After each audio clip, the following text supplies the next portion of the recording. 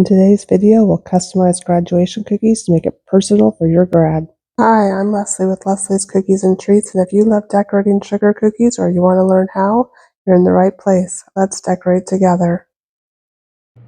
So for these cookies, I'm using a rounded rectangle cookie cutter, but you could use any rectangle cookie cutter you have on hand.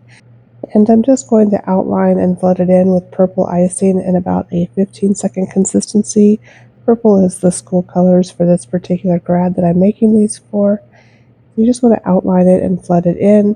And then I'm going to use my scribe to get the icing all the way out to the edges to make sure that I keep my edges nice and straight and crisp and don't overflow the edges. And then I'll stick my scribe right into the cookie and give it a little wiggle to settle it down and pop any air bubbles. Then I'll set this cookie aside to dry completely. And while the cookie's drying, I'm going to go ahead and make a stencil for the scales of justice, and I have a video on how you can do that, and I'll link that in the description. And I'm going to use my projector to line the cookie up in my stencil holder here. And I'm going to use a detail consistency icing and just put a little squiggle on top, and then use my Thingamagenie from the Cookie Countess to get the icing through the stencil.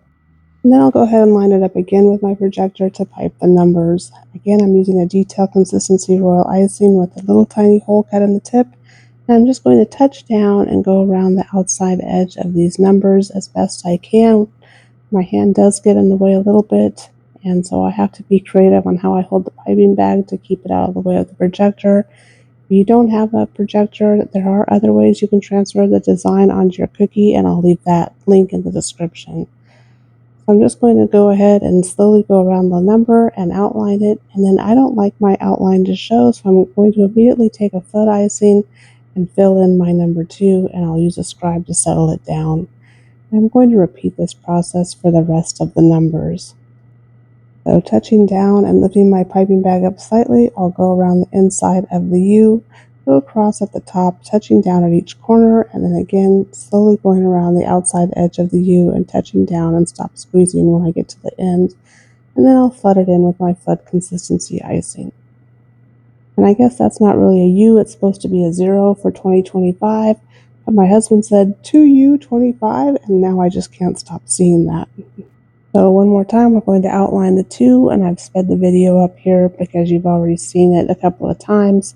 Just go ahead and outline your number and then flood it in using your flood consistency icing and a scribe to settle the icing down. And do the same thing for the 5, and then set these cookies aside to dry completely. Because these are small little skinny areas, I recommend putting the cookie in a dehydrator or in front of a table fan or even a small table heater and get it to crust over quickly so you don't get any craters in your numbers. And that's it. These cookies are done. You can do any kind of design you want to do for the little stencil part that makes it personal for your grad, and I think they're super cute and super fun and super personal. I hope you enjoyed this tutorial. Remember, there's links in the description for videos on how to transfer your design and how to make the stencil, and I'll see you in the next one. Thanks for watching.